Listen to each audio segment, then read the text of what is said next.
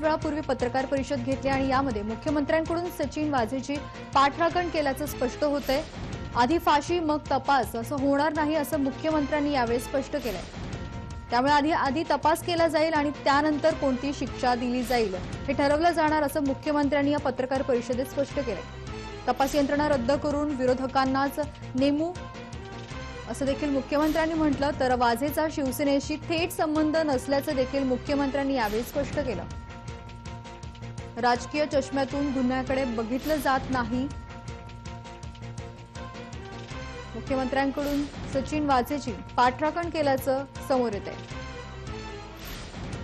आधी फाशी मग तपास असं होणार नाही असं महाराष्ट्राच्या इतिहासातलं सर्वात लबाड सरकार हे आज आम्हाला पाहायला मिळालं। ठाकरे सरकारचं नाव हे लबाड सरकार म्हणून महाराष्ट्राच्या इतिहासात लिहिलं जाईल। याचं कारण अधिवेशनाच्या पहिल्या दिवशी राणा भीमदेवी थाटात घोषित करायचं की सामान्य शेतकऱ्याचे जे काही विजेचे मीटर आहेत, कनेक्शन आहेत, ते कापण्यावर आम्ही स्थगिती दिली आहे आणि शेवटच्या दिवशी शेवटचा आयटम पुन्हा तोच ठेवून ती स्थगिती उठवायची, ही सर्वात मोठी लबाडी आहे। आणि ही स्थगिती उठवण्याकरता दिलेली कारणं पूर्णपणे चुकीची आहेत, विसंगत आहेत, असत्य आहेत। त्याच्यावर देखील आम्ही हक्कभंग निश्चितपणे आणू। पण महाराष्ट्रातल्या सामान्य शेतकऱ्याला, गरीब वीज ग्राहकाला, ग्रामीण शहरी भागातल्या नागरिकांना या सरकारने आज विजेचा शॉक दिलाय आणि म्हणून हे लबाड सरकार आहे। शेतकऱ्याला या अधिवेशनाच्या माध्यमातून आम्ही मागणी करत होतो की तुम्ही म्हणता बंद दाराआडची चर्चा, दाराबाहेरची चर्चा, मग ज्या शेतकऱ्याला बांधावर जाऊन कर्जमुक्त करतो म्हणून सांगितलं होतं, 50,000 25,000 देतो म्हणून सांगितलं होतं, एक नवा पैसा त्या शेतकऱ्याला दिला नाही। 2 लाखाच्या वरच्या शेतकऱ्याला कर्जमाफी नाही, पुनर्गठित शेतकऱ्याला कर्जमाफी नाही, कुक्कुटपालन, मेंढीपालन, शेळीपालन त्यांना कर्जमुक्ती नाही आणि नियमित भरणाऱ्या शेतकऱ्यांना देखील आज दादांनी कबूलच केलं की हो आम्ही बोललो होतो पण आता आम्ही ते देऊ शकत नाही, नंतर देऊ। म्हणजे एकूणच महाराष्ट्रातल्या शेतकऱ्याची पूर्ण फसवणूक या सरकारने केली आहे। पीक विम्याच्या संदर्भात तर अक्षरशः असत्य माहिती सरकारच्या माध्यमातून देण्यात आली, कारण पीक विम्याचे निकष ठरवणे आणि त्या निकषाप्रमाणे टेंडर काढणे ही राज्य सरकारची जबाबदारी आहे। केंद्र सरकार किती पैसे द्यायचे हेक्टरी या संदर्भातला निर्णय करतं आणि त्या संदर्भातले पैसे केंद्र सरकार देतं। प्रत्येक राज्य आपापल्या राज्याचं पीक विम्याचं टेंडर काढतं। या वर्षी या सरकारने पीक विम्याच्या संदर्भातले निकष बदलले आणि हे निकष बदलल्यामुळे केवळ पीक विमा कंपन्यांना फायदा झाला, शेतकऱ्याला फायदा झाला नाही। आणि म्हणून आमची मागणी होती की जुनेच निकष ठेवून आमच्या 5 वर्षामध्ये एकदाही 4 वर्ष, कारण पहिल्या वर्षी ती योजना सुरू झाली होती, 4 वर्षामध्ये एकदाही तक्रार आली नाही। हजारो कोटी रुपयाचा पीक विमा मिळाला तरीही शिवसेना विमा कंपन्यांवर जाऊन फार्स करत होती, आंदोलन करत होती, मारामाऱ्या करत होती। आता त्यांचं सरकार असताना शेतकऱ्याला विमा मिळत नाही आणि ते केंद्र सरकारकडे बोट दाखवतात आणि मूग घेऊन बसले आहे। एक प्रकारे पूर्णपणे या ठिकाणी शेतकऱ्याची निराशा आणि शेतकऱ्याशी धोका आणि शेतकऱ्याची लबाडी या सरकारने या ठिकाणी केलेली आहे। कायदा आणि सुव्यवस्थेच्या संदर्भात अक्षरशः या सरकारचे आम्ही धिंदवडे काढले, त्याचं एकही उत्तर हे सरकार देऊ शकलं नाही। इतके रोजचे बलात्कार आजही 5 बलात्कारांच्या संदर्भात मी स्थगन प्रस्ताव दिले होते, कुठल्याही याच्यावर कारवाई नाही। आणि मला तर आज आश्चर्य वाटलं, सचिन वाझेंना वकिलाची गरज नाही, सचिन वाझे करता ॲडव्होकेट उद्धव ठाकरे आहेत, त्याच्यामुळे आता त्यांना दुसरा वकील या ठिकाणी नेमण्याची आवश्यकता मला वाटत नाही। ज्या प्रकारे ज्यांच्या विरुद्ध इतके पुरावे आहेत अशा व्यक्तीला माननीय मुख्यमंत्री डिफेंड करत होते, मला हे समजतच नाही की एवढं त्या माणसामध्ये काय त्याला एवढी माहिती आहे, काय त्याच्याजवळ एवढी जानकारी आहे, काय त्याचा एवढा फायदा आहे की ज्याच्यामुळे एवढे सगळे पुरावे आल्यानंतर त्याला इतकं डिफेंड करण्याचं काम हे माननीय मुख्यमंत्र्यांना करावं लागतं। त्यामुळे आम्हालाही माहिती आहे की तो ओसामा बिन लादेन नाही, पण मुख्यमंत्र्यांचे निर्णय अशा प्रकारचे हे मात्र तुघलकी आहेत असं म्हणणं हे या ठिकाणी निश्चितपणे संयुक्तिक असेल। एकूणच या संपूर्ण अधिवेशनामध्ये ज्या प्रकारे सत्तारूढ पक्ष उघडा पडलाय, वरच्या सभागृहामध्ये प्रवीण दरेकरांच्या नेतृत्वात आणि खालच्या सभागृहामध्ये चंद्रकांत दादा, सुधीर भाऊ आणि आमची सगळी टीम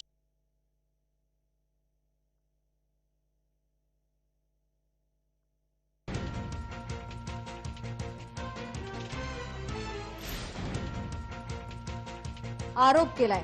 शेतकऱ्यांची फसवणूक झाल्याचा आरोप देखील फडणवीसांनी केलाय। सचिन वाझेचा वकील उद्धव ठाकरे असा उल्लेख फडणवीसांनी केलाय।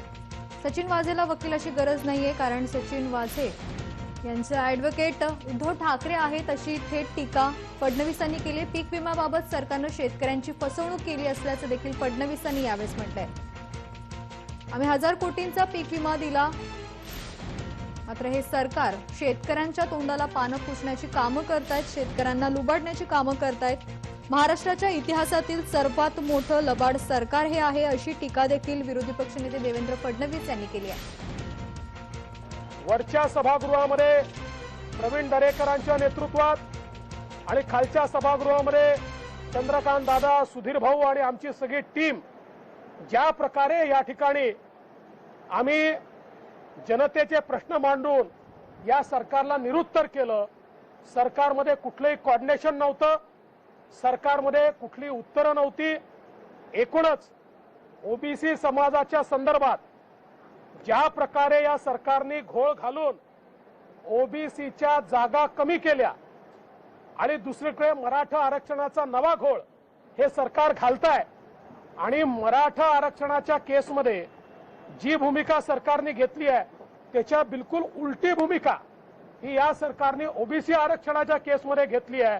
त्यामुळे दोन्ही आरक्षण ही अडचणीत आणण्याचं काम या सरकारच्या माध्यमातून या ठिकाणी झाल्याचं अतिशय स्पष्टपणे दिसतंय।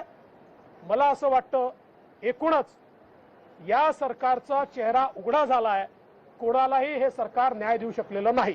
आजच्या पत्रकार परिषदेमध्ये काँग्रेसचा एक प्रतिनिधी उपस्थित होता, यावर तुमचं काय म्हणणं आहे, काय सांगणार? हे मला असं वाटतं की हे मारून मुटकून एकत्रित आलेले आणि केवळ सत्तेचे लचके तोडण्याकरता सोबत राहिलेले अशा प्रकारचं हे गठबंधन आहे।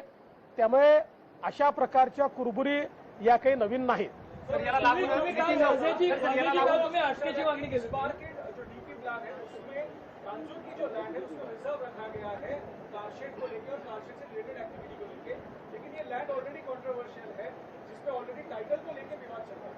देखिए, कांजूर की लैंड को अभी अभी आरक्षित करने का काम किया गया है। डीपी के बाद स्पेशल 37AA का पावर यूज करके इसके ऊपर आरक्षण डालने का प्रयास किया गया है, जिसको कई लोगों ने उसमें अपनी ऑब्जेक्शन भी रेज किया था, और विशेष रूप से एनवायरमेंटलिस्टों ने अपना ऑब्जेक्शन लिया था कि वहां पर बर्ड सेंचुरी है, वहां पर ये वेटलैंड है और इसलिए ऐसा कोई काम वहां नहीं हो सकता, लेकिन बावजूद उसके ये रिजर्वेशन वहां पर डाला गया है। नितीन राऊतच्या आज मुख्यमंत्र्यांनी पत्रकार परिषद घेतली। गेल्या आठवड्यामध्ये राज्यपालांच्या अभिभाषणाला उत्तर दिलं, त्यानंतर त्यांनी कुठलाही संवाद सभागृहात केलेला दिसत नाही, त्यांच्या भूमिकेवर माननीय मुख्यमंत्री या सभागृहाला गांभीर्याने घेत नाहीत। ते सभागृहातही आले नाहीत. आणि त्याहीपेक्षा महत्त्वाचं असं आहे की मुख्यमंत्र्यांचं एक काम असतं, सभागृहामध्ये तणावाची स्थिती आल्यानंतर माननीय अध्यक्षांकडे मुख्यमंत्री, विरोधी पक्षनेते, सगळे मंत्री, प्रमुख लोक बसतात आणि त्यातनं मार्ग काढला जातो. परंतु माननीय अध्यक्षांच्या केबिनला एकदाही मुख्यमंत्री आले नाहीत, कुठलाही प्रयत्न त्यांनी केला नाही. मला असं वाटतं की महाराष्ट्रामध्ये माननीय मुख्यमंत्री एक नवीन प्रथा, एक नवीन परंपरा ही तयार करतायत की ज्या प्रथेत आणि परंपरेत कुठलंही महत्व विधानमंडळाला द्यायचं नाही. किसानों के कर्ज मुक्ति को लेकर सीएम ने कहा कि किसानों के कर्ज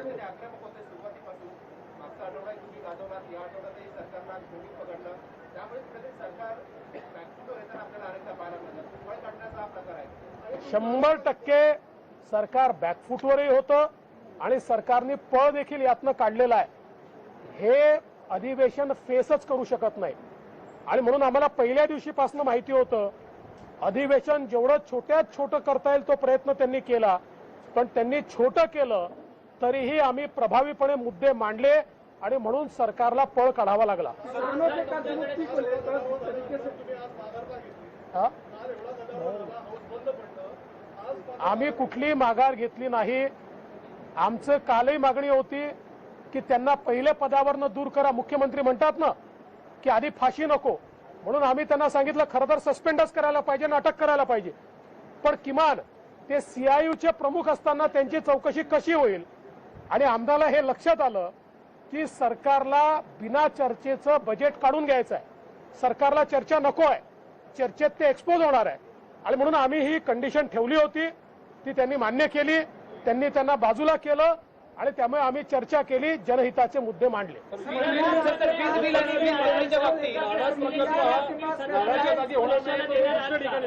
रिफायनरी प्रकल्प राज्यामध्ये येईल का, तुम्हाला काय वाटतं?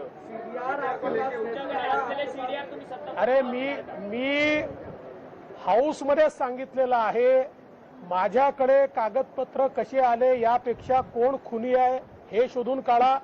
तथापि जे कागदपत्र माझ्याकडे आहेत ते मी त्यांच्याकडे पाठवणारच आहे आणि नुसते कागदपत्र पाठवणार नाही, याचा पाठपुरावा देखील मी करणार आहे. आणि या उपर माझ्याकडे कागदपत्र कसे आले याची चौकशी करायची असेल तर तीही करायला माझी हरकत नाही.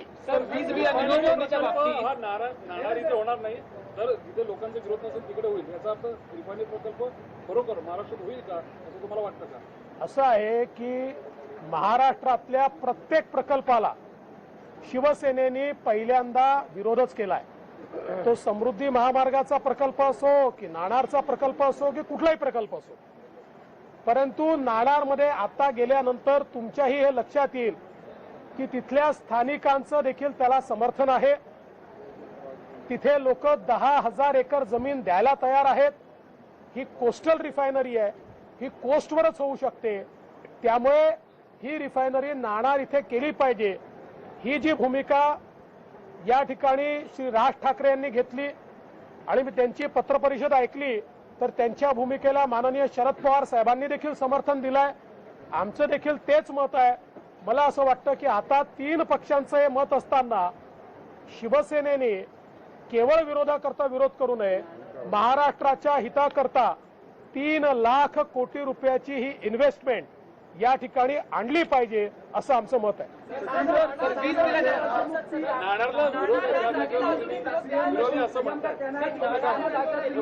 असं आहे, कुठलाही प्रकल्प करताना काही लोकांचा विरोध असतो.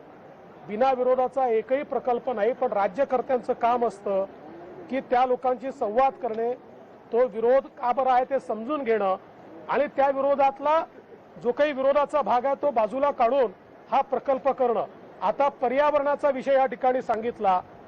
जी काही गुजरातमध्ये रिफायनरी आहे ती जुन्या टेक्नॉलॉजीची असून देखील त्या भागामध्ये, जामनगरच्या भागामध्ये सर्वात चांगला आंबा होतो. अगदी कोकणाच्या ग्रेडचा आंबा होतो आणि एक्सपोर्टचा आंबा त्या ठिकाणी होतो. हे सरकारचं काम आहे की समजावून सांगितलं पाहिजे, त्याऐवजी सरकारच विरोधाची भूमिका घेते. सीएम ने कहा कि किसानों की कर्ज मुक्ति को लेकर जो आपने कहा वो झूठा है, हमने किसानों की कर्ज मुक्ति की है, विरोधियों की कर्ज मुक्ति नहीं की है. देखिए, माननीय मुख्यमंत्री जी ने जो कहा, मैं सवाल पूछना चाहता हूं मुख्यमंत्री जी को कि जिनके कर्ज का पुनर्गठन हुआ उनको आपने कर्ज माफी दी क्या? 2 लाख के ऊपर वालों को कर्ज माफी आपने दी क्या? ट्रैक्टर, पोल्ट्री, डेयरी, इन किसानों को आपने कर्ज माफी दी क्या? आपने घोषित किया था जिन्होंने नियमित पैसा भरा है उनको 50,000 रुपए देंगे, उनको दी क्या?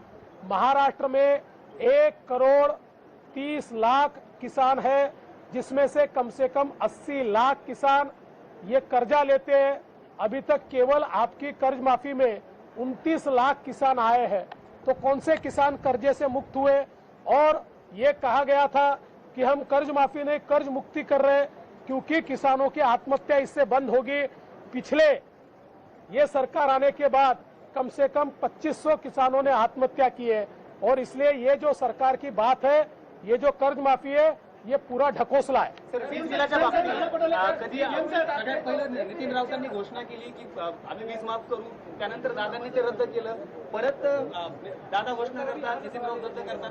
काय सुरू आहे सुरुवातीपासून? मला असं वाटतं की नौटंकी आहे, ही नौटंकी चाललेली आहे आणि यांच्या नौटंकीमध्ये आणि यांच्या राजकारणामध्ये सामान्य शेतकरी, जो सामान्य विजेचा ग्राहक आहे, जो गरीब आहे, जो मध्यमवर्गीय आहे, जो ग्रामीण आहे, जो शहरी आहे आणि जो उद्योजक आहे, असे सगळेच्या सगळे याच्यात भरडले जात आहेत. यांच्या नौटंकीमुळे उभा महाराष्ट्र भरडला जातो.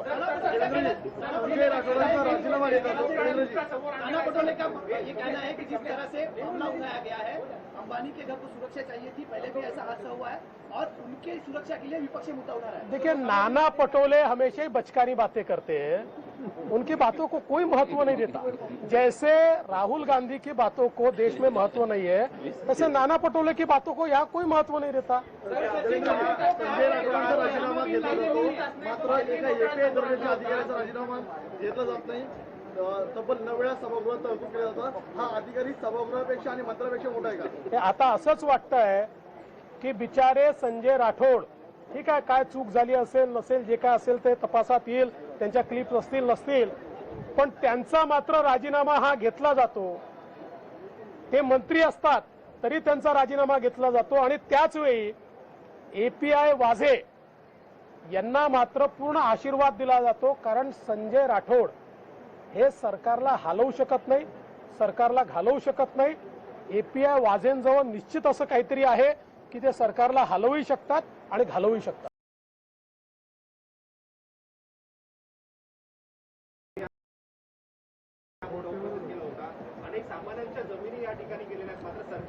नाही, अतिशय गंभीर अशा प्रकारचा घोटाळा आहे आणि हा नाशिकच्या पलीकडे असू शकतो. सरकारला आम्ही हा लक्षात आणून दिला, आम्हाला सांगितलं कारवाई होते आहे, पण ज्या प्रकारे कारवाई केली पाहिजे त्या प्रकारची कारवाई होताना दिसत नाही. सचिन वजीर को कहा गया कि वो ओसामा बिन लादेन जैसी स्थिति बना दी गई है विपक्ष द्वारा. ओसामा बिन लादेन की जो भी जांच होगी सामने आएगा, कार्रवाई होगी. दूसरा सर, राठौड़ वाला सवाल भी हिंदी में. देखिए, मुझे ऐसा लगता है कि सचिन वाजे इनको अब एडवोकेट की जरूरत नहीं है, क्योंकि उनके लिए बैटिंग करने को और उनकी केस प्लीड करने को स्वयं मुख्यमंत्री जी लालयित दिखते हैं. जिस प्रकार से वो एपीआई सचिन वाजे का बचाव कर रहे थे, मुझे तो बड़ा आश्चर्य लगा.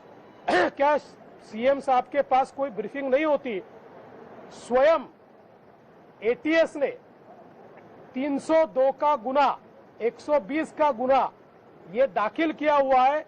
इतना गंभीर प्रकरण है और ऐसे प्रकरण में जिस प्रकार से उनको बचाने का प्रयास हो रहा है, और आश्चर्य की बात है, देखिए, हमारी मांग थी संजय राठौड़ ने इस्तीफा देना चाहिए और उन्होंने दिया, लेकिन संजय राठौड़ का इस्तीफा होता है और वाजे पे कार्रवाई नहीं होती, क्योंकि संजय राठौड़ न सरकार हिला सकते हैं न सरकार गिरा सकते हैं. मुझे ऐसा लगता है कि वाजे के पास जरूर ऐसा कुछ है कि वो सरकार हिला भी सकते हैं और सरकार गिरा भी सकते हैं. माझ्याकडे सीडीआर आहे आणि माझ्याकडे संपूर्ण पुढील माहिती सुद्धा आहे. आज तुम्ही सीडीआर काढलेला आहे, या पुढील काळामध्ये जी माहिती आहे त्यामध्ये मातोश्री असेल किंवा मुख्यमंत्र्यांचा थेट सहभाग आहे का? मला असं वाटतं की असा प्रश्न विचारणं देखील योग्य नाही आहे. जी काही माझ्याजवळची माहिती आहे ती ATS कडे जाईल.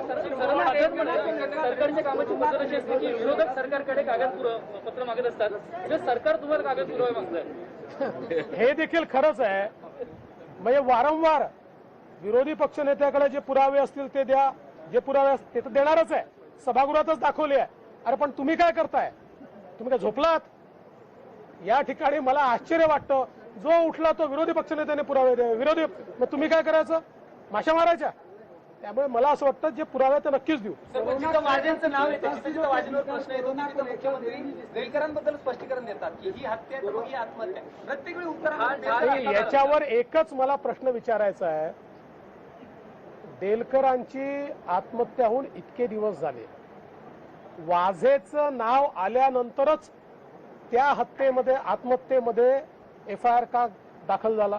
तोपर्यंत का झाला नाही? मला असं वाटतं, मी तर ओपन चॅलेंज दिलं होतं की भाजपच्या नेत्यांची नावं, भाजपच्या सांगा कुठल्या नेत्याची नावं. माझं ते त्यांचं जे काही पत्र आहे ते पत्रच होतं. एकाही नेत्याचं नाव सांगू शकले नाहीत. त्यामुळे सरकार त्याच्यात उघडं पडलं. बघा, डेलकर असो की कोणी असो, घटना घडली आहे त्या ठिकाणी FIR दाखल झाला पाहिजे. तो पूजा चव्हाणमध्येही झाला पाहिजे, तो डेलकरमध्येही झाला पाहिजे आणि तो सचिन वाझेकरचाही झाला पाहिजे. तर संसदीय मार्गानं तुम्हाला उत्तर मिळालं दिसत नाहीये. असं म्हणणं आहे, या प्रश्नावर मुख्यमंत्र्यांचं असं म्हणणं आहे, डेलकर यांच्या प्रकरणात आम्ही आतापर्यंत गुन्हा दाखल केला नव्हता कारण कुटुंबियांची तक्रार नव्हती. काल काल मुख्यमंत्री कार्यालयात येऊन भेटून गेले, त्याच्यानंतर आम्ही घाई न करता तपासून तक्रार दाखल केली. मनसुख हिरेन यांच्या पत्नीने माझ्या पतीची हत्या सचिन वाझे यांनी केली असं स्पष्ट सांगितल्यानंतर देखील त्याच्यावर कारवाई होत नाही.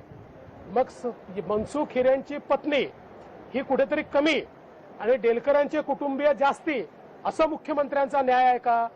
त्यामुळे मुख्यमंत्र्यांच्या या म्हणण्याला कुठलाही अर्थ नाही. कोणाच्याही तक्रारीची आवश्यकता नसते. जिथे अशा प्रकारचे पुरावे किंवा एखादी तक्रार असते किंवा एखादा नोट असतो त्याच्यावर सुमोटो पोलीस काम करू शकतात. पण इथे सिलेक्टिव्ह काम चाललेलं आहे. सर, संसदीय मार्गाने लोकांची उत्तरं मिळत नाहीये. भाजपला पुन्हा रस्त्यावर उतरावं लागणार आहे का? कोरोना के मुद्दे को लेकर पिछले 10 दिनों में हाउस में चर्चा नहीं हुई है. बाहर सीएम आके कह रहे हैं कि मामला बढ़ रहा है और लॉकडाउन जैसी स्थिति पैदा हो सकती है. देखिए, कोरोना के मामले में जो भ्रष्टाचार हुआ वो तो हमने लगातार बताया और जिस प्रकार से भ्रष्टाचार उसकी पुस्तिका भी हमने निकाली और कैसे मिसमैनेजमेंट हो रहा है वो भी हमने दिखाया और पिछले बार से इस बार कैसे पैसे कम दिए ये भी हमने बताया. मुख्यमंत्री जी न सभागृह में आते न सभागृह में बोलते.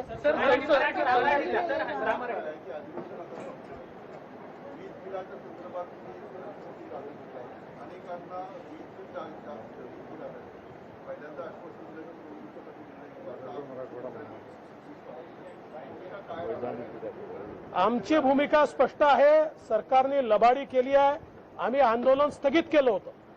आमचं आंदोलन वीज बिलाच्या संदर्भात चालू राहील आणि त्यासोबत या सरकारने विदर्भ मराठवाड्याची जी बेईमानी केली आहे, वैधानिक विकास मंडळ रद्द करून या ठिकाणी आता ज्याप्रमाणे सुधीर भाऊंनी सांगितलं, पुढच्या अधिवेशनामध्ये किती पैसा विदर्भ मराठवाड्यात खर्च झाला याचा हिशोबच आता द्यावा लागणार नाही.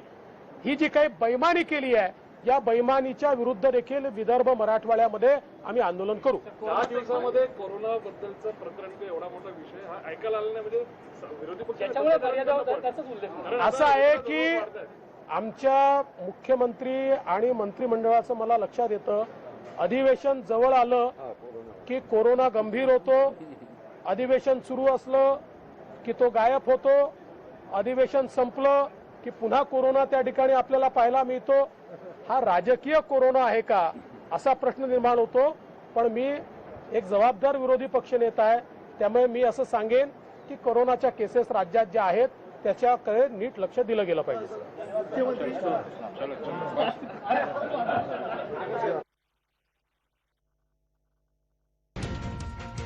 ते यांनी पत्रकारांशी संवाद साधलेला आहे. शेतकऱ्यांची फसवणूक केल्याचं देखील त्यांनी म्हटलं. पीक विम्याबाबत सरकारनं शेतकऱ्यांची फसवणूक केली आहे. शेतकऱ्यांना लुबाडण्याचा प्रयत्न हे सरकार करत आहे. आम्ही 1000 कोटींचा पीक विमा दिला, मात्र हे सरकार शेतकऱ्यांच्या तोंडाला पानं पुसण्याची कामं करतात. शेतकऱ्याला विमा मिळत नाही, केंद्राकडे बोट दाखवलं जातं असं देखील फडणवीसांनी म्हटलंय. शेतकऱ्याशी लबाडी करतंय हे सरकार असं देखील टीका देवेंद्र फडणवीस यांनी या पत्रकार परिषद केली आहे. आजही राज्यात 5 बलात्कार होतात, मात्र तरी देखील हे सरकार कोणत्याही प्रकारचं पाऊल उचलत नाही. सचिन वाझेचा वकील म्हणून उद्धव ठाकरे आहेत. सचिन वाझेंना वकिलाची गरज नाही, कारण सचिन वाझे यांची वकिली करण्यासाठी मुख्यमंत्री उद्धव ठाकरे आहेत, असा थेट आरोप त्यांनी देखील केलेला आहे. ओबीसींच्या जागा सरकारनं कमी केल्यात, तर मराठा आरक्षणासंदर्भातही हे सरकार गोंधळ घालतंय अशी भूमिका फडणवीसांनी व्यक्त केली आहे. मारून मुटकून एकत्र आलेली महाविकास आघाडी आहे. कांजूरच्या जमिनीवरती आरक्षण टाकण्याचा प्रयत्न केला गेल्याचं देखील फडणवीस यांनी म्हटलंय. सरकारला चर्चेशिवाय अर्थसंकल्प मंजूर करायचा होता आणि त्यामुळेच हा अर्थसंकल्प मंजूर करण्यात आला. माझ्याकडे कागदपत्रे कशी आली याची चौकशी करा, असं थेट आव्हान फडणवीसांनी राज्य सरकारला दिले. शिवसेनेनं नेहमीच प्रकल्पांना विरोध दर्शवला. सरकारच्या नाटकात सर्वच भरडलं जातंय अशी टीका फडणवीसांनी केली. संजय राठोडांचा राजीनामा घेतला जातो, मात्र वाझेला अभय का दिलं जातं असं त्यांनी म्हटलंय. वाझेकडे अशी काय माहिती आहे म्हणून त्याला वाचवलं जातंय, असा थेट सवाल फडणवीस यांनी केला. या प्रकरणातील पुरावे देऊ असं स्पष्टीकरण देखील फडणवीसांनी दिलंय. वाझेंचं नाव आल्यानंतरच डेलकर प्रकरणामध्ये गुन्हा दाखल करण्यात आला. ठाकरे सरकार हे लबाड सरकार असल्याचं फडणवीसांनी यावेळी टीका केली.